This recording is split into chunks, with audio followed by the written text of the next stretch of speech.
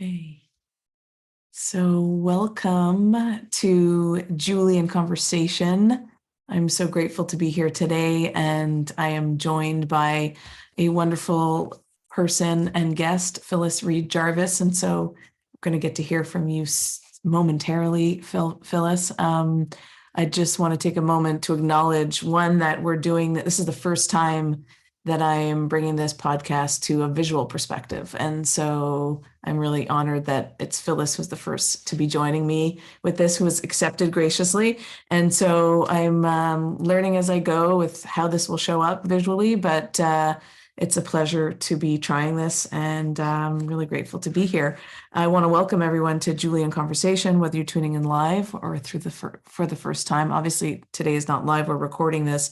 But I usually invite people, Phyllis, this is probably your first time hearing the podcast, to receive what it is they need to receive and what it is they didn't even know they needed. And I usually find as I'm doing this podcast and having conversations that what I didn't know I needed somehow shows up, and it's like, I didn't know I needed that, and here it is. So it's a beautiful space to be in. And it's always a perfect and right time whenever one is tuning in. And so thank you for tuning in. I want to acknowledge where I am situated. I'm on unceded Indigenous lands, and known as Montreal, known as Tiohtià:ke, traditional territory of the Kanien'kehá:ka Mohawk and the Anishinaabe Algonquin people, who are recognized as the custodians of the lands and the waters on which I'm situated and broadcasting here today, which is now home to many diverse First Nations, Inuit, and Métis people. I am very grateful for the opportunity to live where I do, and I acknowledge the generations who have lived and created and taken care of this land before I, and who continue to do so. And, I'm looking down at my notes, and in reflecting on acknowledgement, because this is something that I bring to the podcast as well, which is focus on intuition and acknowledging who we are in this moment and connecting to ourselves. I'm continuously revisiting this. Who am I in this moment? What is my intuition telling me?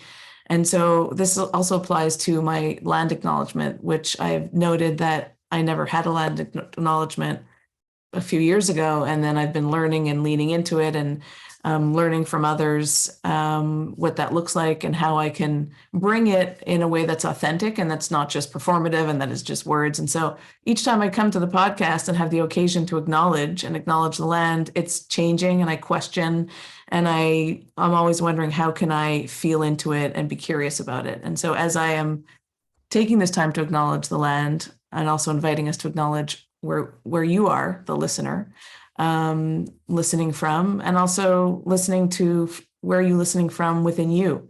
And it's always a nice opportunity to be doing that. And so I'm committed in these podcasts and these conversations to living in relationship with the land, the people, myself, and others, and having these conversations. This is part of Voices That Create Change. It's a series that is my commitment to having conversations that bring people together. I had Margaret Wheatley on the podcast many years ago. I don't know however many, but back in 2010, I believe. And I allude to this each time I have a podcast, because she said this: conversations are the way people think together.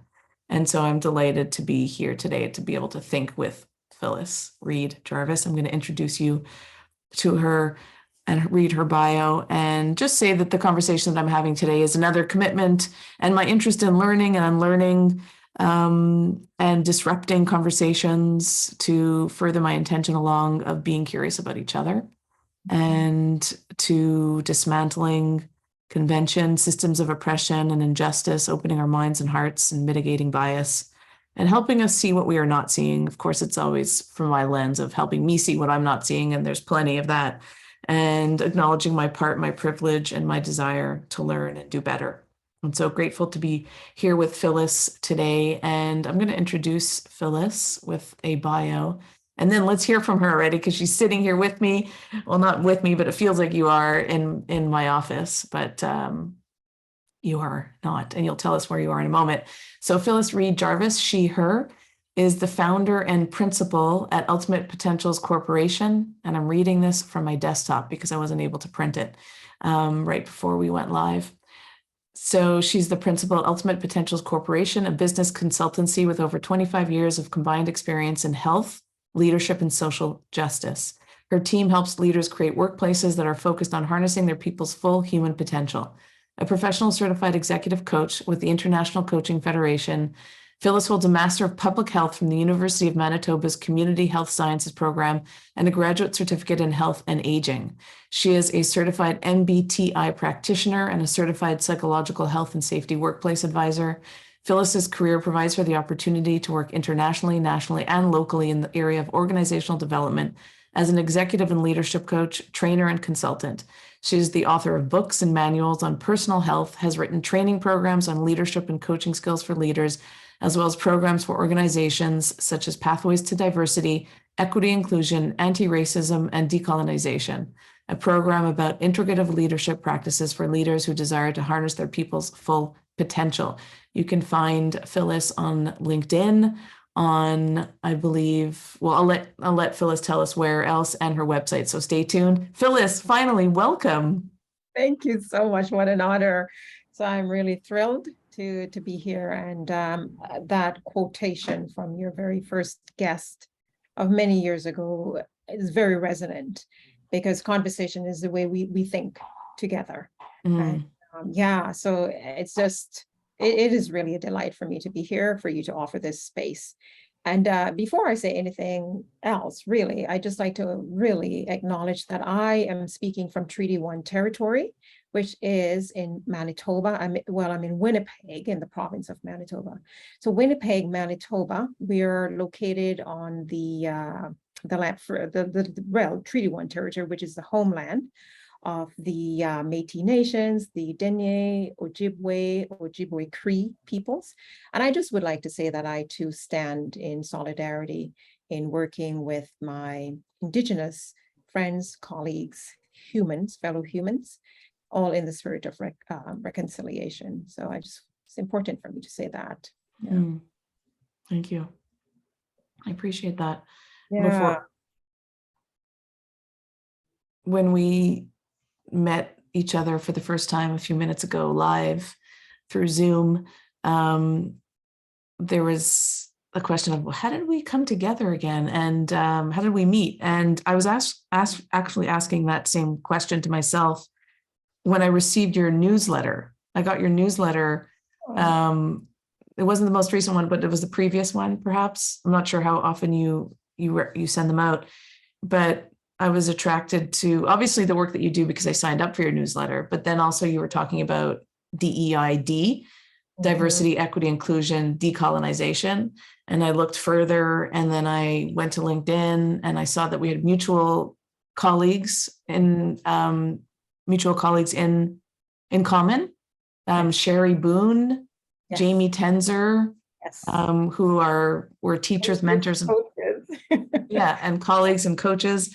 And I was like, well, if we all have these people in common, I just was like feeling into the invitation that was calling me forward. And I was like, I wonder if Phyllis would like to be a guest on my podcast. And I reached out, and here we are. So that's my recollection. I don't know how I first got to your website, but it must have been somewhere special. Yes. And you know what, as you said, just kind of allowing things to unfold is, I find, as I grow more and more into the years, is really a very, very powerful way to really allow that which is to unfold, rather than us trying to make it happen.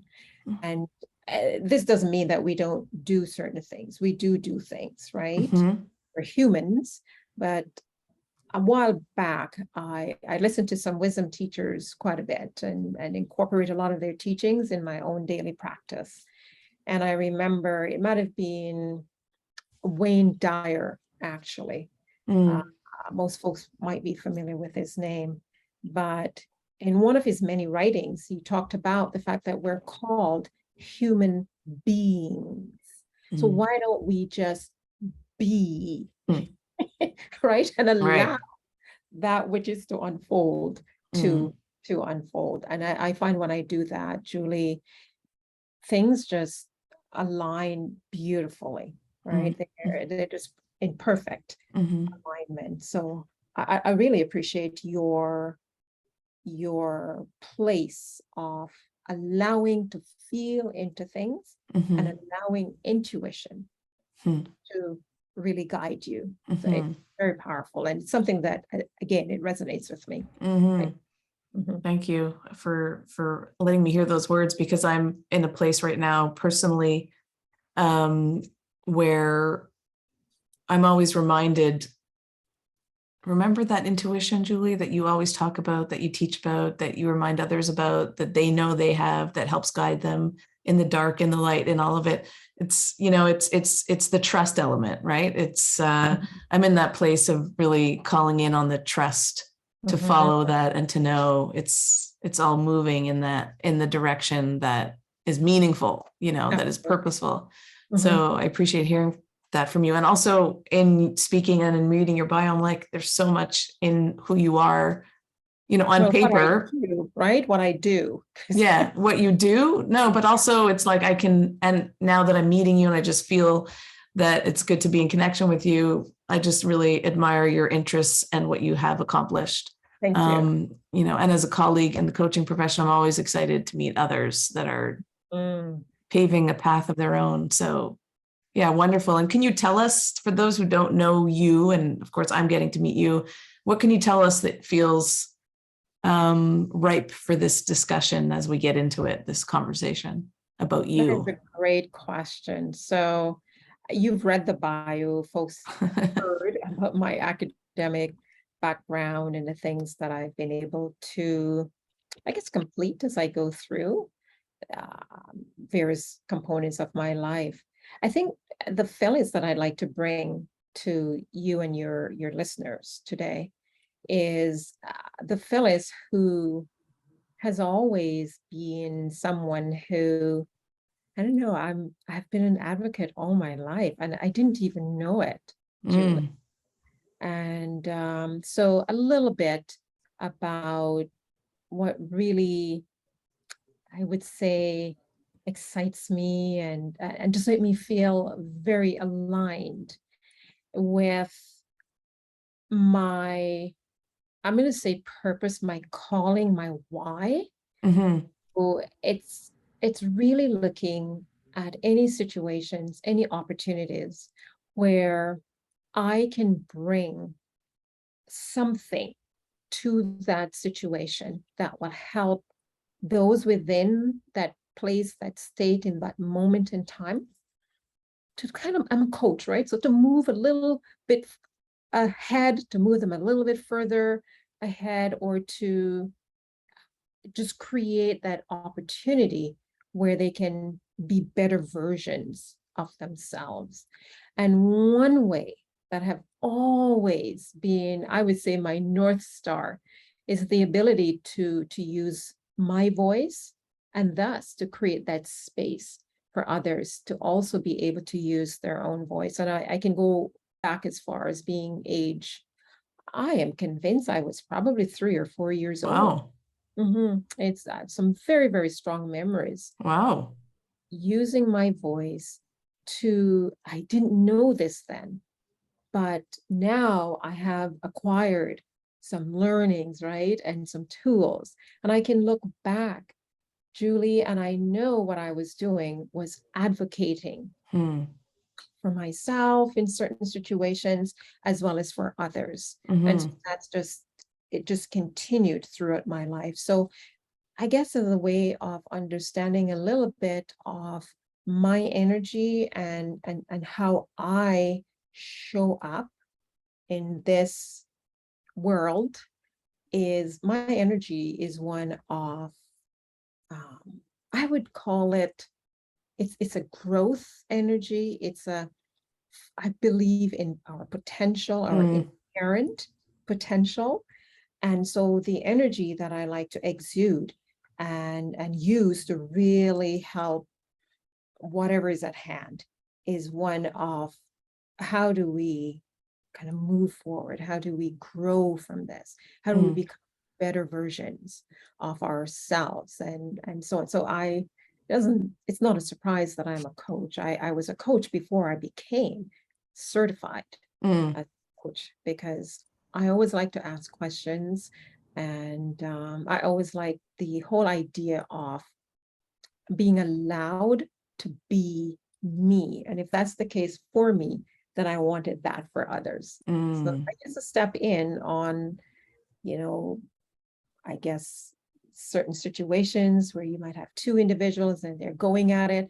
And in my culture, I was born in Jamaica. I've lived there for the first, I'm going to say 20 years of my life. I've lived in Canada mhm, longer than I lived in Jamaica. And yet, of course, where you're born and those formative years, you're socialized, and they're very, very formative, right? mhm, So there's a saying in our culture where when you see two individuals, they're having a bit of a disagreement, a fight, verbal fight or whatever, and you, the third party, you step in and we say you buy it out. So you take it over, but we say you buy it out. I've mm. always been that person. I Wow. cannot stand by and see any form of injustice, something that's not right. I can't help it. I'm in India. I don't even speak the language. Wherever I am and I see any sort of injustice, I step in. There's something that pulls me. So I buy it out. I take it. Wow. So that's Powerful. who I am. I cannot stay quiet when I Mhm, see things that really need to be voiced. mhm. So yeah, it's Wow. kind of a long, convoluted way of saying who I am. No, it's But powerful. I keep being brought back to the 3-year-old Phyllis. mhm. And I'm so curious, like, what do you remember from then? Oh, there's this one incident that really, really, like it's so clear Yeah. today. And this is many, many years later. Wow. But the Coles Notes version of that 3-year-old Phyllis's experience um, in using her voice started in it's pre-kindergarten. So I wasn't even in formal kindergarten. This was preschool. Okay. And at 2 years old, I remember really canvassing my mom to send me to school because my older siblings were going. And I'm like, well, why can't I go? And she's like, you're too little. You need to, no, no, no, I can go. And she Right. sent me, age 2. But this 3-year-old Phyllis was in this class. Mm. And the teacher would always ask each day, who would like to be my helper to read today's story? My hand would be the first one to go up, Wow. but I was never selected. Never. Oh, And I didn't know what it was all about back then, yeah. but I would, when she would choose another student, I would literally turn more to the side and I would block her out and I'd have a conversation over here. And of course, it's disruptive, right? In the class. And one day, in sheer frustration, I remember her calling me by my full name, Phyllis Catherine Reid, you get up here. And she thrusted the book at me that she was reading that day. And she said in this, now I'm looking back, threatening tone, read this.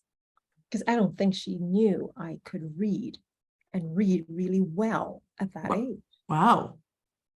I took it and used my voice. It was read with flair, intonation. It's as if I was just, it was a play that You was, were waiting for it. oh my goodness, was I ever. That was the look on her face.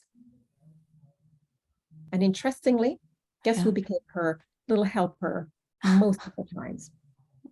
And so that was me using my voice. And it really stood out for me. And it was like that throughout my entire life, all the way through university. I remember even with one of my professors who, I don't want to jump ahead too much, but I had asked her for a letter of reference because I thought I was a really good student in her Mhm. class. I mean, my goodness, I got the alumni scholarship for academic performance. I'm not a slacker.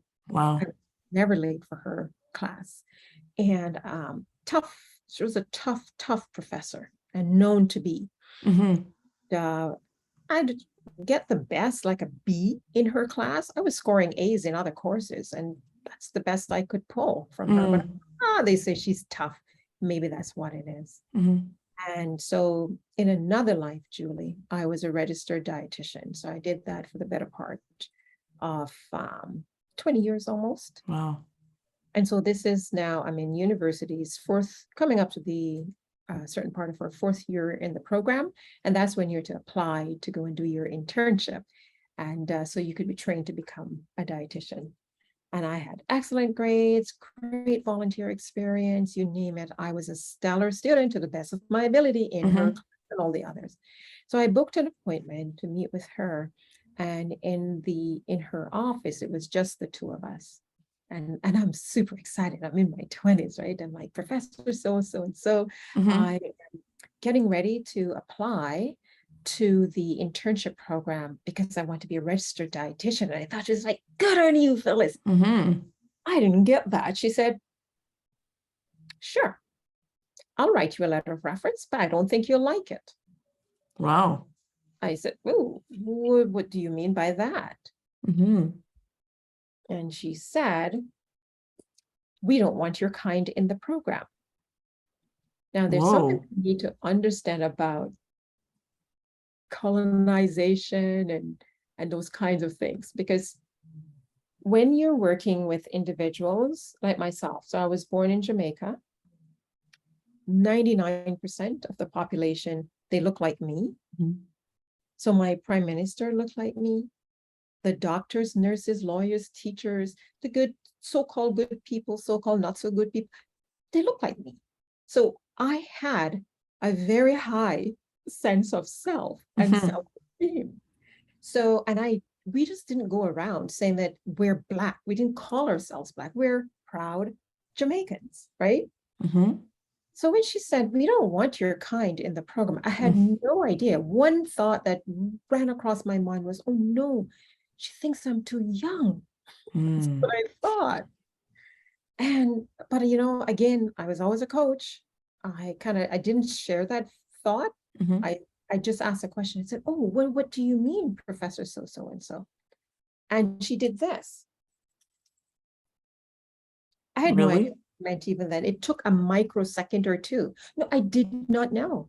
And then I said, do you mean because my skin is Black? I was confused. Yeah. Wow. And she did this. She did that? Yeah. She crossed her arms? Yep, crossed her arms, zipped her lips. She said nothing else. The discussion was over. And I left. God. And that was the one time I felt like I lost my voice and I didn't know how to use it. I remember leaving her office, heading to the students' washroom, went in, locked the door, and I wept, like uncontrollably. And long and short of the story is I kind of collected myself, and I actually thought I heard a voice say, hey, what are you doing? Get out, stop it. Go wash your face, and you're going to ask Dr. so-and-so for a letter of reference, and then you're going to ask this other professor so-and-so. And I did. I asked those, and absolutely, Phyllis, it would be an honor to write you those letters of reference, which they did, and I got into the program. Hallelujah. So, yeah, it's. And I'm sorry that you experienced that. Yeah, but I tell you, it's very complex, especially in the moment when, for example, if I am the mother of 2 sons and they're adult males. So if either one of them. Congratulations. Thank you. I have 2 sons who are not yet adults. Okay. Yeah. No, these 2 are adults and they're super young men.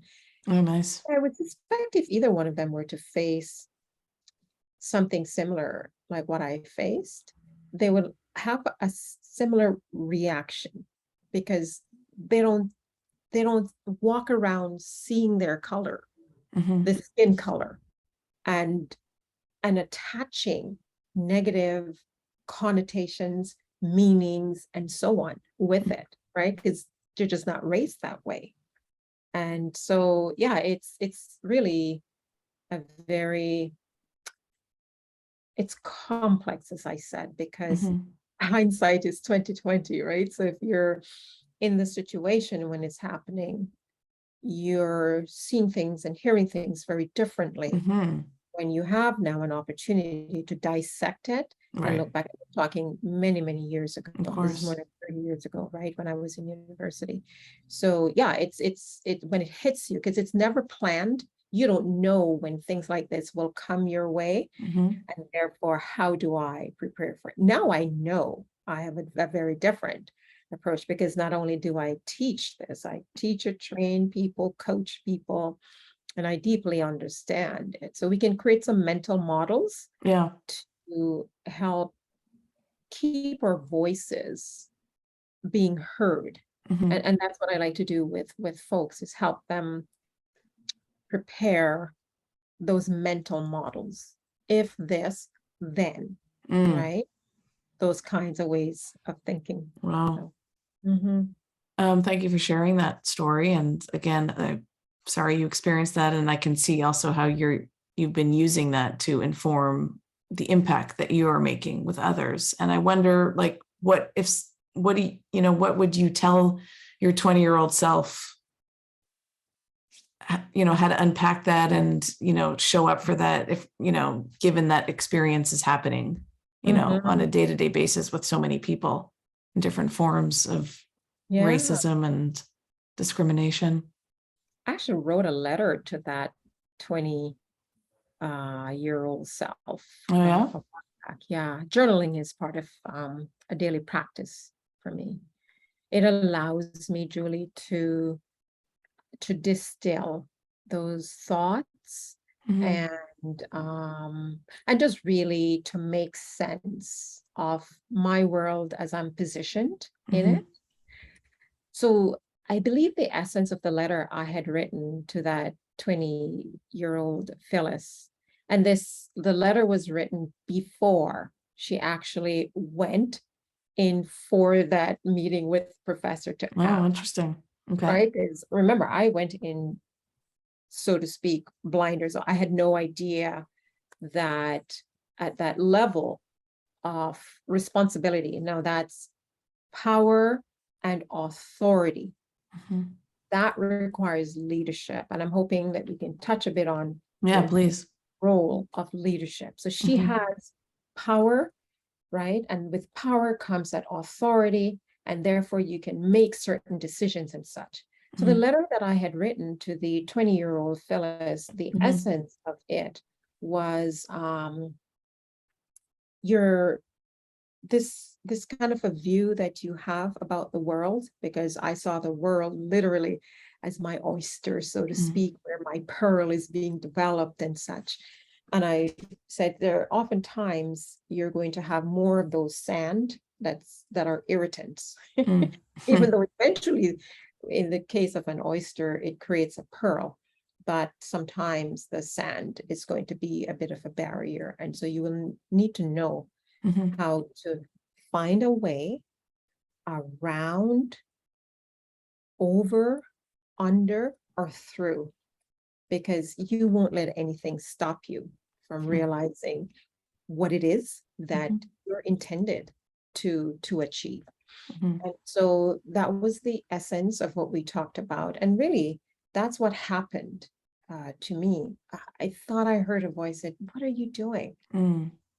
Stop crying, go and wash your face and go ask these two professors for a letter of reference." And so that's what I remember journaling, talking about it. So even though I said to the 20-year-old Phyllis, you're going to feel as if you've hit the wall and that there's no way out. Like you can't go past this wall. Remember, there's always a way. Mm-hmm. Are you going to dig under? Are you going to dig around? Are you going to drill it your way through? That you're going to find a way to go through it.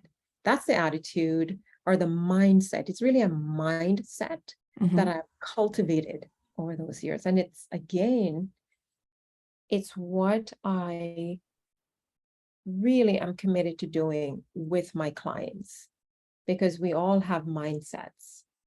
And so I see it as part of my responsibility to show them that potential that's in them. Mm-hmm. And even though they may harbor thoughts or even convert those thoughts to actions that are counter to what it is that they want to achieve, that just by doing tiny shifts in how they think, they're going to start to see tiny results that are more in alignment with what they want. And the more those they do, it just builds and builds. So yeah, I mean, the things that I've experienced, it's really a joy for me. I'm grateful that I had those experiences. I don't harbor any negative thoughts. In fact, they are wonderful data that I can use to support the folks with whom I work on a day-to-day. And whether it's through a newsletter, article, or even just one-on-one coaching or group, or through writing, training, work, it doesn't matter the medium. What matters is the message. And my message is one of how do we ensure that environments are created and sustained so that people's full potential can be harnessed, can be allowed to just really come to fruition. That is what I get excited over. Wow. And so where does that intersect with, or how does DEID show up for you? And can you define that? So the whole equity piece, so E, diversity, D, the I, inclusion, and you mentioned D, which is decolonization. There's a little part of it in the middle that I've added AR, which is anti-racism. Okay. And if you're interested, we can really unpack that. Yeah. So that last D in the EDID lineup is decolonization. So remember earlier when I mentioned to you that having grown up in Jamaica, born in Jamaica, lived in Jamaica. So what I think colonizers failed to realize at the time is when you leave a group of people who are homogenous, have shared beliefs, practices, i.e. a culture, they are going to develop a sense of self, an identity, right? And so when we identified as, in my case, it was Jamaican, and there are others, oh, we're Trinidadians, and so, because these are really homogenous, reasonably homogenous. Trinidad is a lot more diverse in terms of ethnicity, but Jamaica is primarily people of African descent. So they look like me. So because of growing up in that setting, I don't know, say, what a person who might be in the United States whose ancestors were enslaved. So they were captured, brought to the Americas and enslaved. And then once slavery was abolished, so I always say it's the physical form of slavery that was abolished in the United States, because there's the mental form of slavery. Lynching was outlawed in certain states, but we have a different form of lynching that's going on where young Black men and women are being killed under the hands of lawmakers, police officers. Those are different forms of slavery. So when you compare the experience of African Americans to African Jamaicans and Antiguans, any of those countries where it's predominantly people, a homogenous group, you see a stark difference in how we actually show up in the world and how we occupy space. There was who is it now? I was speaking with a few Indigenous colleagues of mine, and I don't remember what led up to me asking this question, but it was a question about what it is. Oh yeah, it's actually someone that I am doing some volunteer work with. And I noticed that when we're in the big meetings, that person is very quiet. They don't use their voice, and they have a lot to contribute. And I asked, just out of curiosity, we had a private one-on-one getting to know you thing. And I asked about her level of comfort in contributing to the meetings. And she said, part of my upbringing is, as an Indigenous woman, is we're taught not to take up space, too much space. And that's something that she feels also translated into not taking too much space by using her voice in that particular meeting. And I have since read a number of works and writings and so on where they talked about that. So that's her experience. And we have the opposite as a person of African Jamaican heritage. We're not we were not really discouraged. And even though it's a little bit of a conundrum, Julie, because as young children growing up, we were raised with the to be seen and not be heard. But that's a British colonization sort of way of dealing with people. Because when we look pre-Africa being colonized, it's very much a community-based culture. It's a collective culture. There's a lot of hierarchy, yes, king and this, that, and yet it operates more from a collective perspective. So one person's survival really hinges heavily on the other person. And but yeah, so we were raised with that, but yet when we looked at how others around us were modeling their behaviors, they were not afraid to use their voice.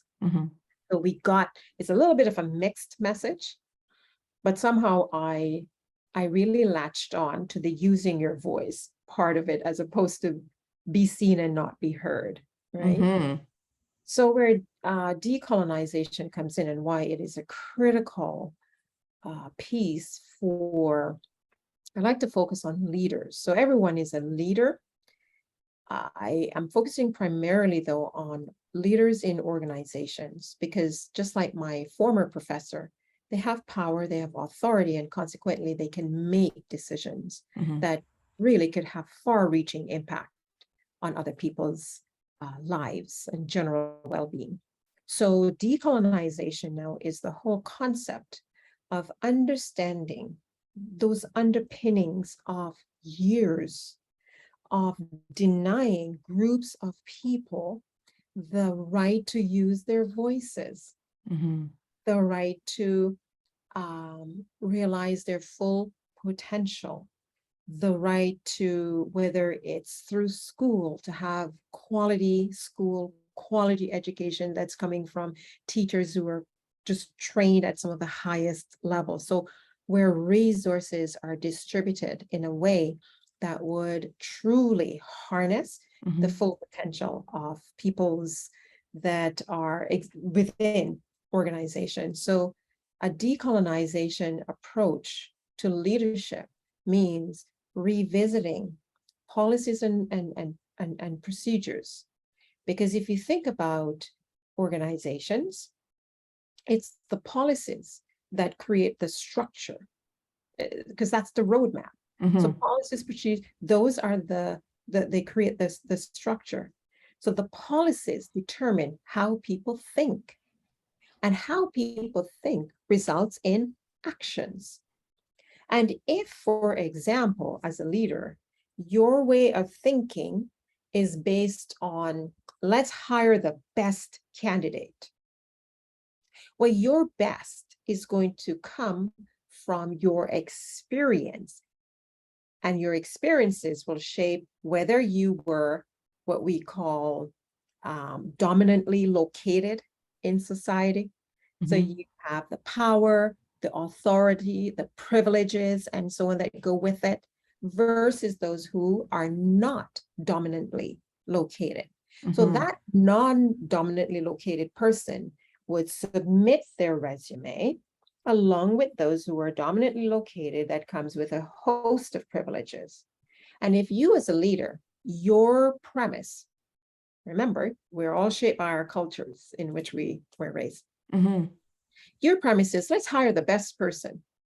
Then you're going to feel really good in discarding this person who is not dominantly located because they don't have the kind of qualification in terms of the quality schooling, some of their intangibles. So understanding even diplomacy and tact, and how do you show up at work, or even how you show up in an interview. Those are intangibles that become critical decision making experiences for someone with power and authority and the decision making role. So decolonization requires or asks leaders to not just bring more people who are ethnically, culturally, gender-wise diverse, but to look at the structure of your organization, guided by the policies, the procedures, and to really get the learning, the knowledge, the understanding of how well-intentioned policies actually keep certain people out of your organization. And if you They're bring them harmful. in, they're harmful. They're very harmful. So that's the word, really. So that's what colonization, from our perspective as a business consultancy, that really we exist to support, to help these leaders who are committed to leading not only with their skill, but also with the will to do what it takes to harness their people's full potential. Wow. And it requires some bold steps, such as, let's do a revisit on our policies, our hiring policies, our onboarding policies, our training policies, our promotion, the who gets promoted, and so on. I could go on forever, but I think you're getting the gist of where I I'm going. am feeling so grateful that you're doing this work, and also wondering who the beneficiaries are of this work that you're doing. Are they realizing that they're needing this and seeking you out? Are you, like, what is your experience from those who are realizing that this would benefit them? It's a great question. So I do have folks, organizations that are reaching out, and they're quite diverse. So like, I could name a few corporations that I would love to send your contact information to, Please do. So they're large. We've recently someone reached out to us from a very large conglomerate. They're a global organization. And the first request that they led with is, we would like to ensure that our employees who are from diverse backgrounds are able to stay with us because they're leaving. And those who stay, they shared, are not happy. And so we want to make sure that there's some, training, coaching around diversity, equity, inclusion. They didn't say decolonization, but I know that it's something later on I would bring in. So yeah, so there are a number of organizations that are reaching out. Some are for-profit, some are non-profit organizations. And I tell you, I have some fun with my nonprofit clients, because the very nature of the nonprofit organization, Julie, is an oppressive one. Wow. Tell me about that. Nonprofit organizations, they have a long-standing history in Western societies, Western cultures, and was brought about in I don't remember exactly the year, but it was at the turn, I would say maybe in maybe more the turn of the 17th or 18th century, if not earlier, when wealthy individuals noticed that, yeah, you know what, these people, though the working class, they're suffering.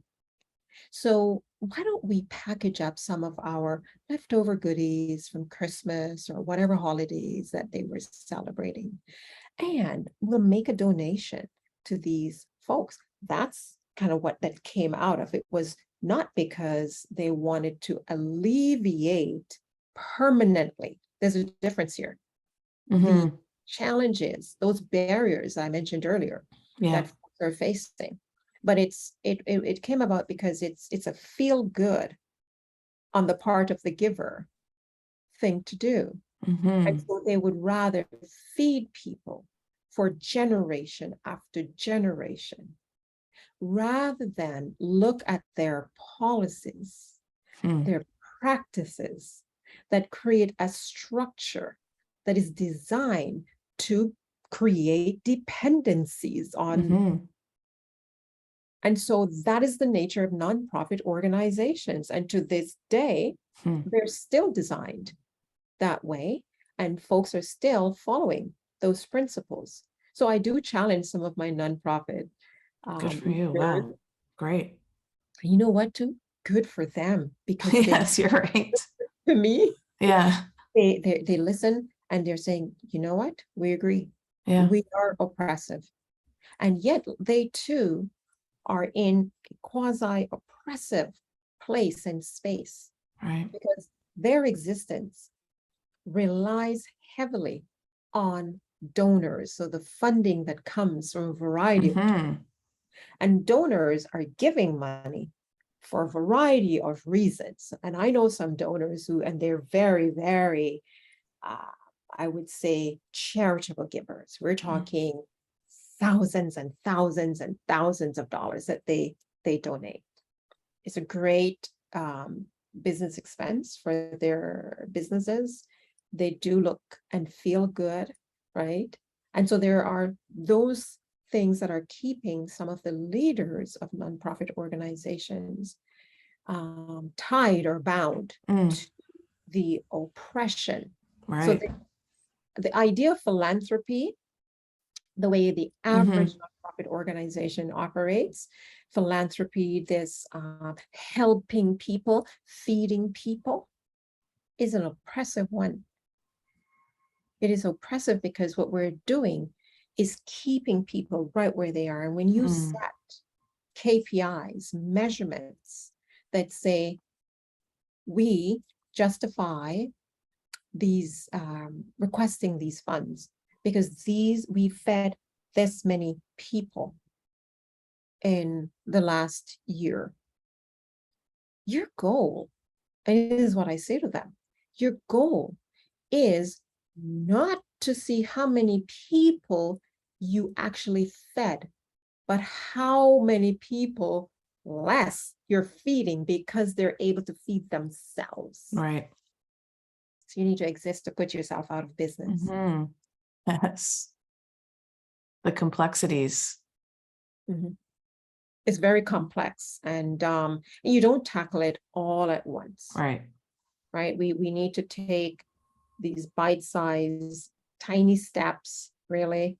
And we always go for the low-hanging fruit, so to speak, because we're humans. We do need to feel that we're at least doing something right. Yeah. And yet, as a visionary, someone who I have the tendency, I can see things way before they happen. I really can. There's a lot of things that I see. You were seeing it at 3 and probably earlier. So.